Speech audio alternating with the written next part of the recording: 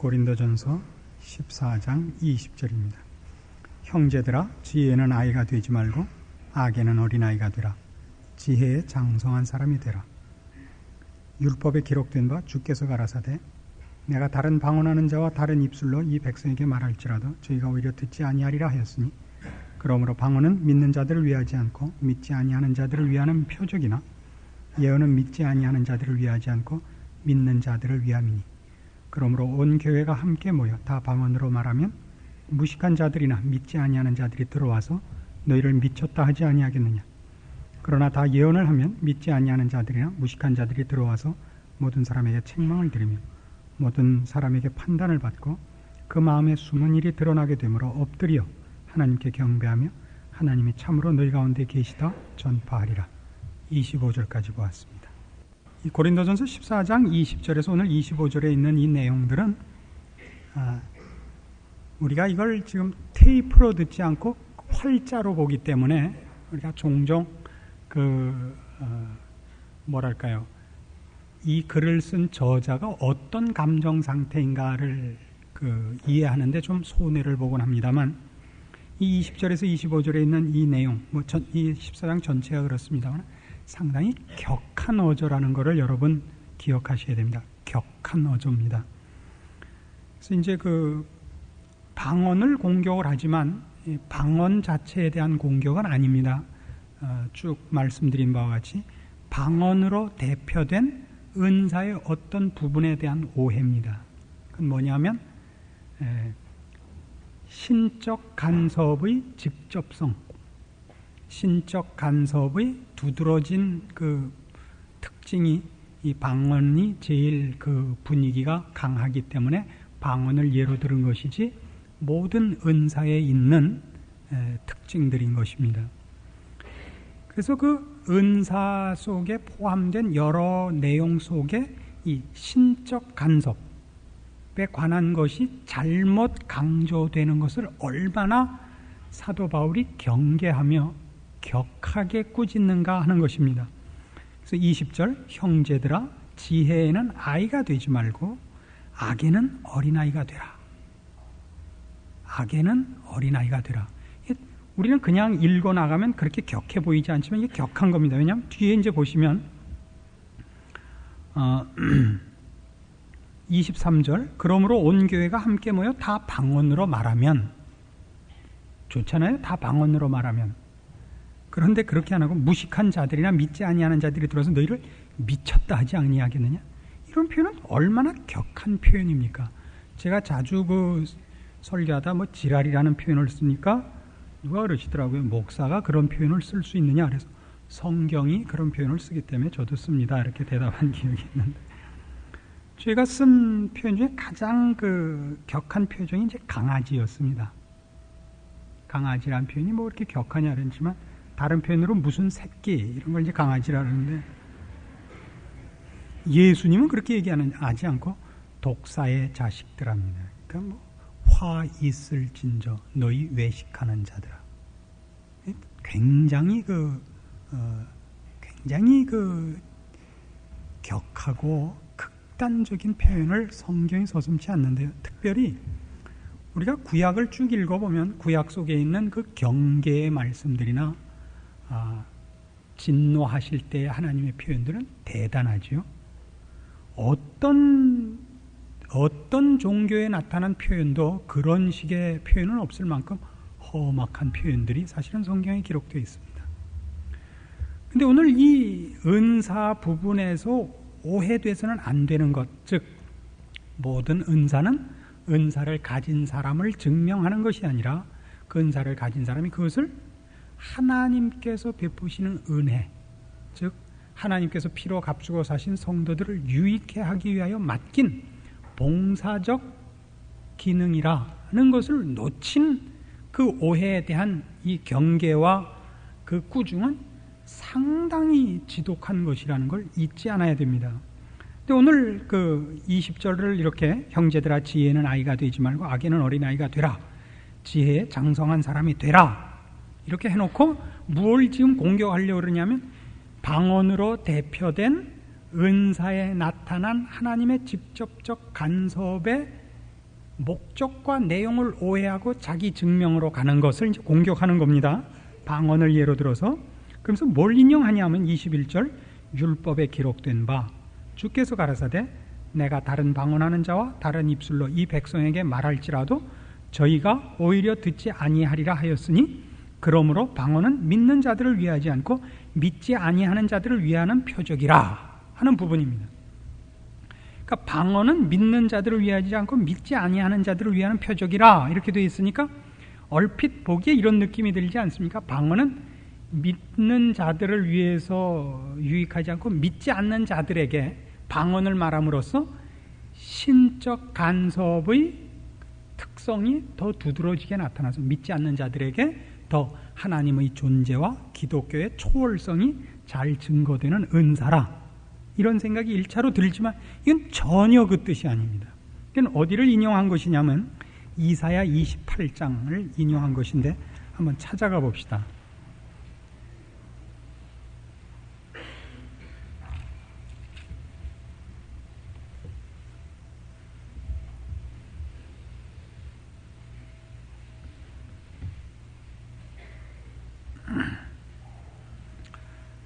구약성경 996페이지 이사야 28장 1절에서 13절까지 보겠습니다.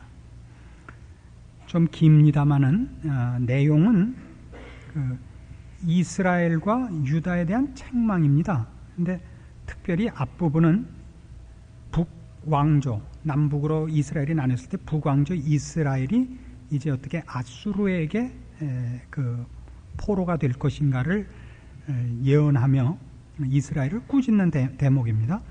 취한 자 에브라임의 교만한 면류관이여 화 있을진저 술에 빠진 자의 성 곧 영화로운 관같이 기름진 골짜기 꼭대기에 세운 성이여 쇠잔에 가는 꽃 같으니 화 있을진저. 에브라임이라 이렇게 부르는 것은 언제나 북왕조를 가르치는 겁니다. 12지파로 되어 있는 이스라엘이 남왕조는 유다와 베냐민 지파만으로 남왕조가 됐는데 유다 지파가 워낙 크고 베냐민은 작기 때문에 유다라는 이름으로 왕국의 이름을 갖고 이스라엘이라는 이름은 이스라엘이 둘로 갈릴 때 북왕조와 10지파가 가기 때문에 이스라엘이라는 국호를 자기네가 갖고 가서 씁니다. 근데 이 12지파 중에서 처음에 제일 큰 지파가 이 에브라임 지파입니다. 근데 이상하게 이스라엘의 왕은 유다 지파에서 나오기 때문에 에브라임 지파가 언제나 유다 지파에 대해서 사사건건 이 좋은 마음을 가지고 있지 않다가 다윗과 솔로몬 시대를 마감하면서 솔로몬이 성전을 짓고 궁을 짓고 하면서 이제 나라가 조금 휘청하게 됩니다. 백성들도 많은 것을 세금으로 빼앗기고 그래서 조금 살림이 어려워진 틈을 따서 그 다음 왕 르호보암 때 갈라져 나갑니다. 그래서 윗 왕조의 주된 세력은 에브라임 지파인 겁니다. 그래서 에브라임아 그럴 때는 윗 북왕조를 가르치는 겁니다.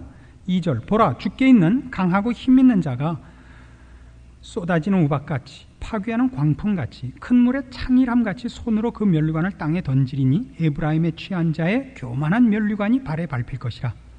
그 기름진 골짜기 꼭대기에 있는 그 영화의 쇠잔에 가는 꽃이 여름 전에 처음 익은 무화과와 같으리니 보는 자가 그것을 보고 얼른 따서 먹으리로다. 그날의 만군의 여호와께서 그 남은 백성에게 영화로운 면류관이 되시며 아름다운 화관이 되실 것이라. 재판석에 앉은 자에게는 판결하는 신이 되시며 성문에서 싸움을 물리치는 자에게는 힘이 되시리로다마는 이 유다 사람들도 포도주로 인하여 옆걸음치며 독주로 인하여 비틀거리며 제사장과 선지자도 독주로 인하여 옆걸음치며 포도주에 빠지며 독주로 인하여 비틀거리며 이상을 그릇 풀며 재판할 때 실수하나니 모든 상에는 토한 것 더러운 것이 가득하고 깨끗한 곳이 없도다. 그들이 이르기를 그가 네게 지식을 가르치며 네게 도를 전하여 깨닫게 하려는가? 젖떨어져 품을 떠난 자들에게 하려는가?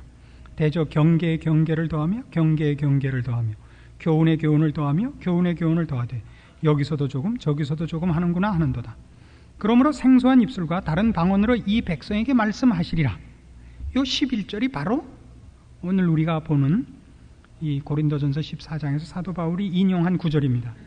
그러므로 생소한 입술과 다른 방언으로 이 백성에게 말씀하시리라. 전에 그들에게 이르시기를 이것이 너희 안식이요 이것이 너희 상쾌함이니 너희는 곤비한 자에게 안식을 주라 하셨으나 그들이 듣지 아니하였으므로 여호와께서 그들에게 말씀하시되 경계에 경계를 더하며 경계에 경계를 더하며 교훈에 교훈을 더하며 교훈에 교훈을 더하고 여기서도 조금 저기서도 조금 하사 그들로 가다가 뒤로 넘어져 부러지며 걸리며 잡히게 하시리라. 이스라엘 백성들이 하나님 앞에 온전한 신앙생활을 하지 않고 그 신앙의 책임을 맡은 자들, 말하자면 재판관이라든가 제사장이라든가 무슨 선지자라든가 이런 사람들도 다 타락해버린 거예요.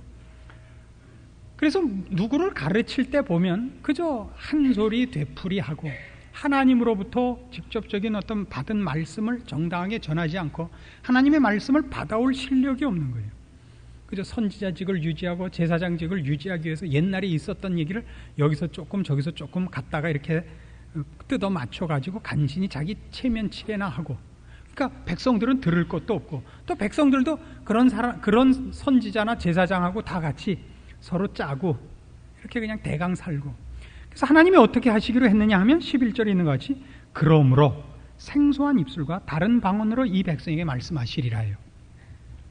이 방언이 나오는데 생소한 입술과 다른 방언으로 이 백성에게 말씀하시리라는 여기서 정확히 뭐냐면 그러므로 너희가 내 말을 듣지 아니하였으므로 너희가 쓰는 말 아닌 말을 하는 자들로 너희에게 말하리라는, 너희가 쓰는 말을 쓰지 않는 이민족이 와서 너희에게 말하는 위치에 서게 하리라. 즉 이민족이 와서 너희를 다스리고 너희를 치리하여 너희는 그들의 포로가 되리라라는 얘기입니다. 그러니까 여기서 방언은 그런 의미에서 우리가 보통 연상하는, 신자들이 연상하는 그런 신적 말이 아니라 이방인의 말, 이스라엘 백성이 쓰지 않는 다른 나라 말, 외국어입니다. 즉 아수르가 와서 이스라엘을 이제 치고 그들을 포로로 하고 그들에게 치리자가 되어 생소한 입술과 다른 방언으로 저들을 다스리게 되는, 즉 남의 나라의 포로가 되는 벌을 받으리랍니다.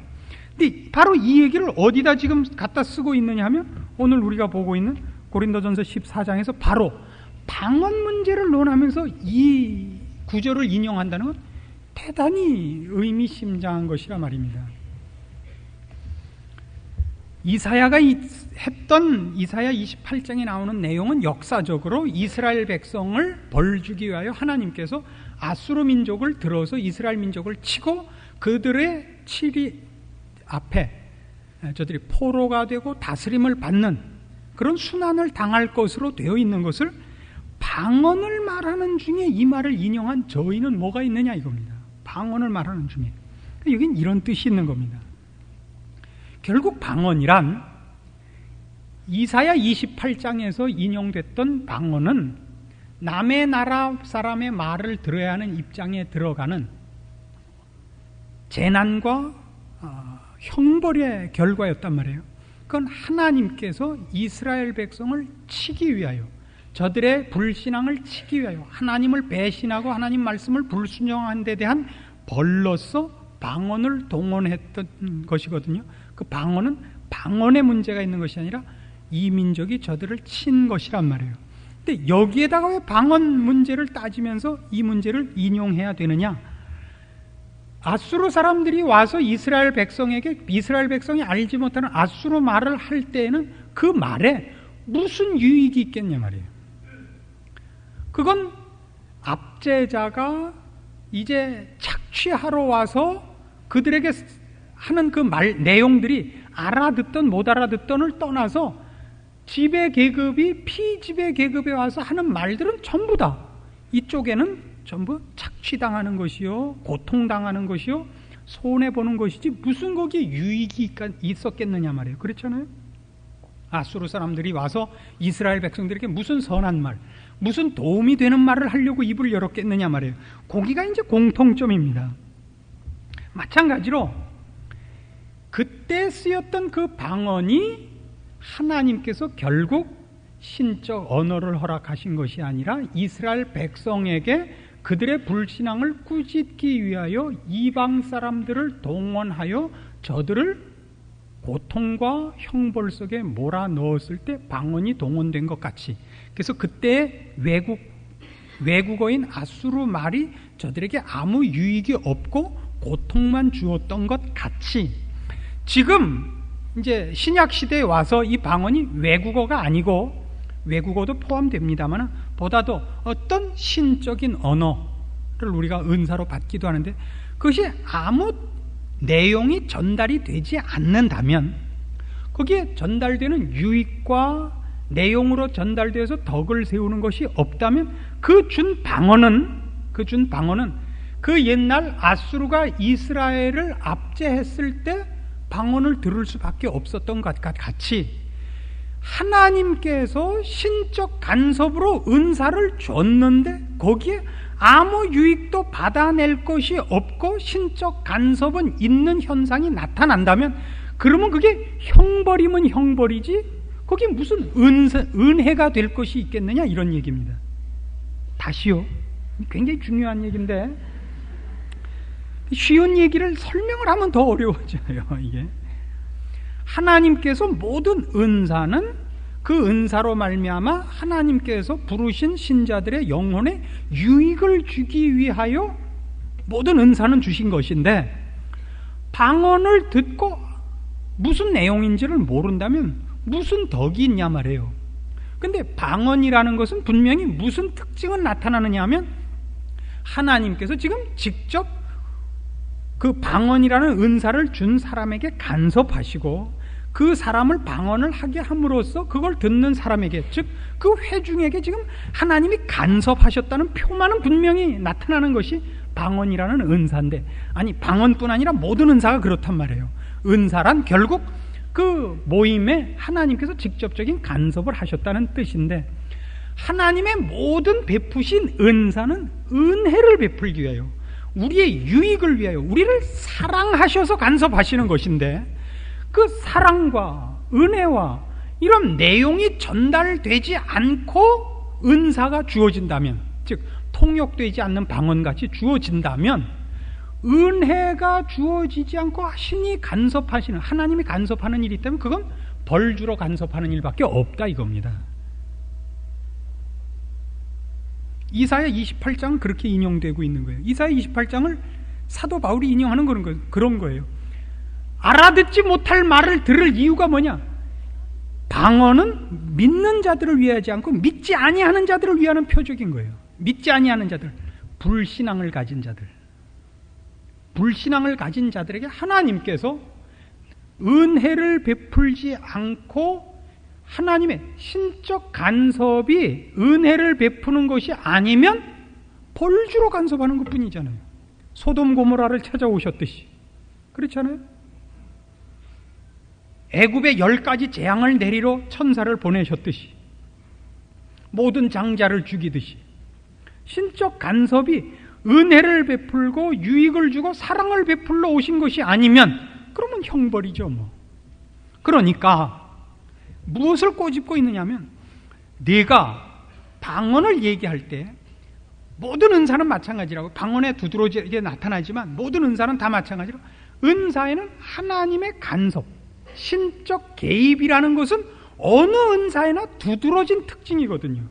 근데 그 은사가 하나님의 은혜를 베풀고 사랑을 베푸는 것이 없다면 그 은사는 곧 형벌이요, 집행이요, 하나님의 진노의 표현밖에 되지 않는다 이거죠.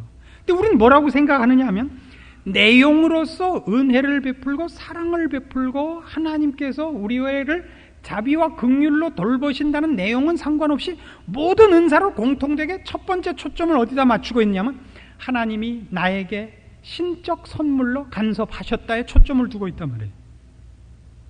나는 방언을 한다, 나는 병을 고친다, 이것만으로 벌써 펄쩍 뛰고 자기가 뭘 잘하고 있다고 생각을 한단 말이죠. 그것이 우리 앞구절에서 봤던 거 뭐였죠? 깨달은 마음으로 5마디 말을 하는 것이 1만 마디 방언보다 낫다 라고 19절에서 지적했던 것 같이, 지금 똑같은 입장이에요.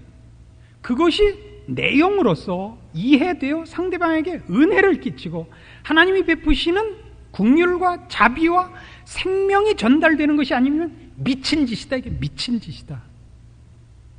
이 격한 감정을 아시겠습니까?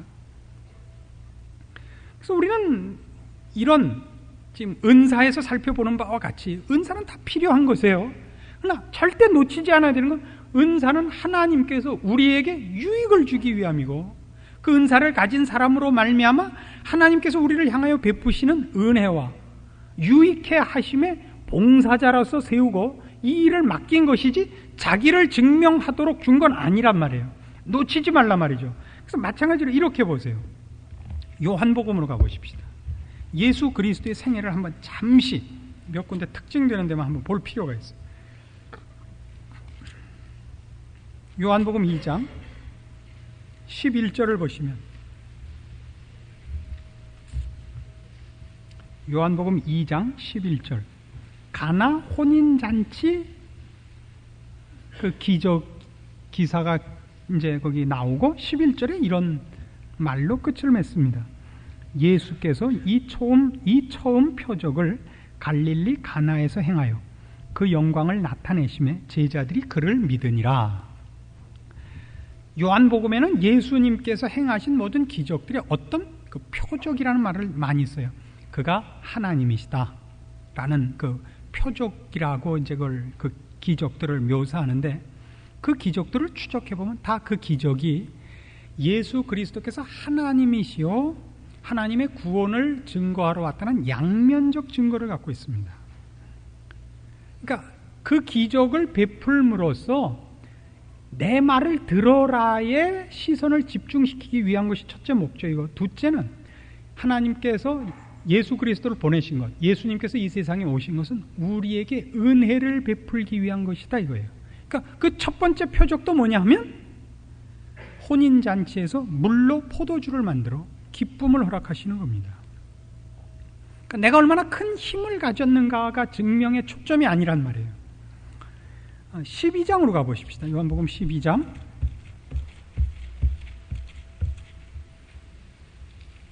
20절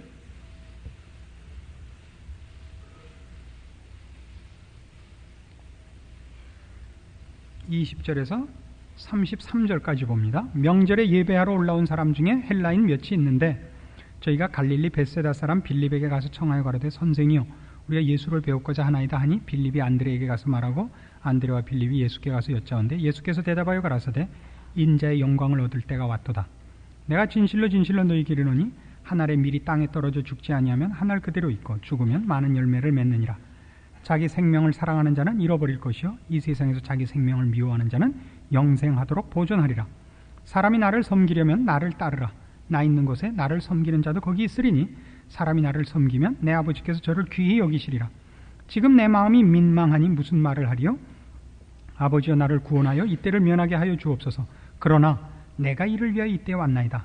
아버지여 아버지의 이름을 영광스럽게 하옵소서 하시니 이에 하늘에서 소리가 나서 가로되 내가 이미 영광스럽게 하였고 또다시 영광스럽게 하리라 하신대 곁에 서서 들은 무리는 우레가 울었다고도 하며 또 어떤 이들은 천사가 저에게 말하였다고도 하니 예수께서 대답하여 가라사대 이 소리가 난 것은 나를 위한 것이 아니요 너희를 위한 것이니라. 이제 이 세상의 심판이 이르렀으니 이 세상 임금이 쫓겨나리라. 내가 땅에서 들리면 모든 사람을 내게로 이끌겠노라 하시니 이렇게 말씀하시면 자기가 어떠한 죽음으로 죽을 것을 보이심이로라. 그럼 자, 예수님께서 이제 자신이 왜 오셨는가? 그 사람들이 자기한테서 뭘 배워야 되는가? 이 얘기를 하세요. 그리고 주님께서 우리를 위하여 죽으시러 오셨고 이제 한 알에 썩는 밀알이 되어 많은 열매를 맺으러 오셨다는 것을 얘기를 해요. 그것이 중요한 내용이에요. 우리에게 베풀 은혜고 우리가 알아먹어야 할 생명의 말씀들이에요. 그 증거를 위하여 무엇이 허락되느냐면 하늘로부터 소리가 나서 내가 이미 영광스럽게 하였고 또다시 영광스럽게 하리라. 그러니까 지금 이 말의 신적 기원을 증거하기 위하여 초월적 기적은 동원되고 있지, 이 일로 인하여 예수님이 나는 마음만 먹으면 언제든지 우레가 울게 할 수 있다 이렇게는 안 가신단 말이에요. 그러니까 주님은 온 천하 만물이 주님으로 말미암아 지어졌지만 주님이 오셔서 하신 일은 뭐냐면 우리의 유익, 우리의 구원, 우리를 살려내는 것에 초점이 모아져 있고 그 길을 가고 그걸 이루기 위해서 가고 있지, 자신을 증명하는 것은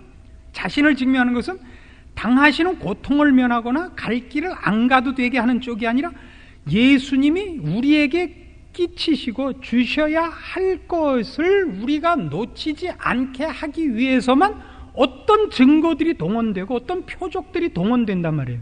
그러니까 모든 은사는 그것이 신적 개입이라는 특징이 나타나는 이유가 이것으로 말미암아 베풀어지는 내용과 베풀어지는 은혜를 꼭 놓치면 안 되고, 이건 하나님이 요구하시는 것이고 하나님이 기뻐하시는 것이라는 데 초점을 맞추기 위한 것이지 나는 너보다 세다를 위해서는 절대 주어진 것이 아니란 말이에요. 말하는데도 이렇게 힘이 드니? 그러나 우리는 그걸 좋아한단 말이에요. 우리는 그걸 좋아한다고요. 그래서 예수님 생애를 바로 이런 차원에서 조명을 해보면 예수님이 오셔서 자신의 생애를 편케 하기 위하여 기적을 동원한 게 없다는 걸 금방 아신다고요. 그래서 주님은 처음부터 뭘로 오시느냐 하면, 우리 다시 요한복음 1장으로 가셔서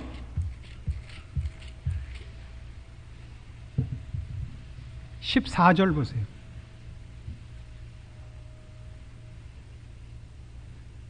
요한복음 1장 14절, 말씀이 육신이 되어 우리 가운데 거하심에 우리가 그 영광을 보니 아버지의 독생자의 영광이요 은혜와 진리가 충만하더라. 16절, 우리가 다 그의 충만한 데서 받으니 은혜 위에 은혜로라. 은혜 위에 은혜가 되게 하기 위해서 예수님께서 말씀이 되어 오시는 거예요. 내용으로 오시는 거예요. 능력과 표적으로 오시는 것이 아니라, 이해하시겠습니까? 우리를 설득하고 우리를 납득시키고 우리로 하여금 유익을 소유케 하기 위하여 자기를 비워 종의 형체를 가져 사람으로 낮아져서 오시는 거예요. 말씀이 육신이 되어 오셔서 그의 전 생애를 통하여 그가 우리에게 꼭 주시고자 했던 것들을, 유익을, 생명을, 구원을 주시고야 말았단 말이에요. 이것이 바로 예수 그리스도를 주신 하나님의 뜻이요, 은사를 우리에게 베푸신 하나님의 뜻이에요. 우리를 구원하기 위해 하나님이 독생자 예수 그리스도를 보내세요. 우리가 요구하기 전에, 우리가 필요성을 알기 전에. 마찬가지로 은사도 우리가 요구해서가 아니라 하나님께서 우리의 유익과 우리의 어리석음과 우리의 연약함 때문에 신적 간섭을 하시는 것이 모든 은사들이라고요. 그러나 은사가 나타나면 우리는 주님께서 와서 이 세상을 사신 것 같이 그 은사를 사용을 못하고, 나는 내 뜻대로 하지 않고 나를 보내신 이의 뜻대로 한다, 이런 식으로 은사를 사용하지 못하고 나는 너와 다르다로 사용했단 말이죠. 나는 너와 다르다로. 그런 의미에서 신적 개입의 특성이라는 것은 은사에는 어디나 있는 것인데, 은사의 공통된 특성이고 제1차적인 특성인데, 내용으로는 전달되지 않으면서 신적 개입의 특성만으로 자신을 증명하고 자신의 우월성, 하나님과 자기의 남다른 특별한 관계의 표적으로 삼는데 가장 두드러진 은사, 그러면 방언이란 말이죠. 샬라샬라 해놓고 우리는 무슨 말인지 하나도 모르죠. 뭐. 둘이 짜고, 그렇죠?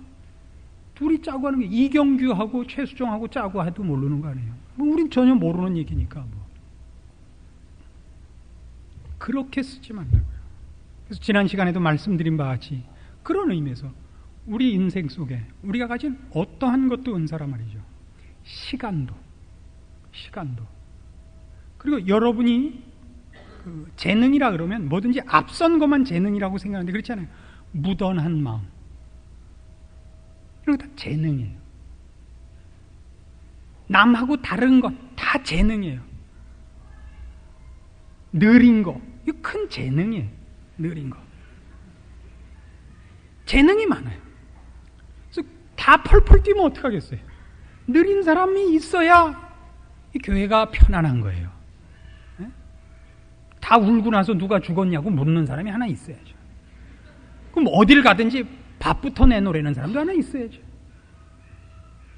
저 먹는 것만 밝히는 사람도 하나 있어야 되고. 그렇게 그 다 재능이에요. 그 재능을 남의 유익을 위해서 쓰고 하나님의 영광을 위해서 기꺼이 쓸 수 있다면, 그래서 그것으로 여러분이 욕을 먹고 여러분이 욕을 먹음으로 인해서 교회 안에 화목을 가져오고 모두의 마음이 위로가 된다면, 그것이야말로 은사를 쓰는 마음이요 사랑을 따라 사는 마음인 것입니다. 우리는 은사라 그러면 신적 개입의 직접성이 두드러진 것만 은사라고 생각을 하죠. 모두가 가진 것은 은사라고 생각하지 않죠. 시간, 건강, 주어진 한 인생, 모두가 하는 평범한 인생살이, 그거 다 은사입니다. 그걸 하나님 앞에 들여 사용하십시오. 아무도 남이 가진 은사를 부러워하지 마시고 여러분이 가진 은사를 먼저 사용할 것이요 사랑을 따라 구하십시오. 사랑을 따라. 남들이 여러분을 보고 위로를 받는다면 그것도 큰 은사입니다. 그것도 큰 은사예요. 난 그래도 저 사람보다는 나.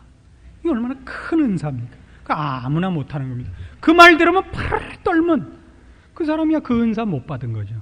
남이 뭐라 그래도 끄떡 않는 그런 은사를 가지죠. 우리 교역자 중에서 제일 큰 은사를 가진 사람이 박동준 목사. 떳떳하게 그러죠. 자기 아버지가 오죽 화가 났으면 자기를 삽으로 팼다는 거예요. 그게 무슨 큰 감동스러운 간증같이 늘 하고 다녀요. 늘 하고 다녀요. 그래서 우리 교육자들께 참 편합니다. 언제나 마음에 최후의 순간에는 그래도 나는 박 목사보다 낫지 않냐, 이 마음이 모두에게 있기 때문에 모두가 다 자존심 상하는 하한선에까지는 안 간단 말이죠. 내 밑에 그래도 하나는 늘 있다, 이 마음이 대단한 은사입니다. 대단한 은사. 본인이 실제로 별 볼 일 없어요. 근데 그걸 감사함으로 갖고 있으니까 얼마나 은혜가 되는지 몰라요. 여러분들도 그 역할을 하세요. 일부러 할 필요는 없어요. 그 역할을 하는 사람이 있게 되어 있습니다. 있게 되어 있습니다. 3,000명 중에 3,000등 있어야 될 거 아니에요. 어떻게 누구나 다 1등하고 누구나 다 10등 안에 들겠어요. 누구는 꼬레비도 해야죠. 꼬레비 하는 사람이 자기보다 난 사람에게 늘 박수를 보내준다면 그 꼬레비는 대단히 훌륭한 꼬레비입니다. 우리는 너무 이기는 싸움만 해왔는데 하나님은 신자에게 절대 이기는 싸움을 하라고 가르친 적이 없습니다. 그렇죠? 너희는 지라, 양보하라, 속으라, 죽으라, 섬기라 이렇게 되어 있는데 어느 때부턴가 이기라, 앞서라 이렇게 됐습니까? 그렇게 되어 있지 않습니다. 절대 그렇게 되어 있지 않습니다. 오늘 우리가 읽은 이 고린도전서 14장 20절에 시작이 뭐였어요? 지혜에는 아이가 되지 말고 악에는 어린아이가 되라. 세상식으로 이기려고 들지 마시고 영적으로 이기셔서 영적으로는 여러분 지혜 있는 사람이 되고 여러분이 맡은 은사를 깊이 묵상하셔서 여러분의 인생을 하나님 앞에서 보람있게 보내시기를 권합니다. 기도하십시다. 하나님 아버지 은혜를 감사합니다.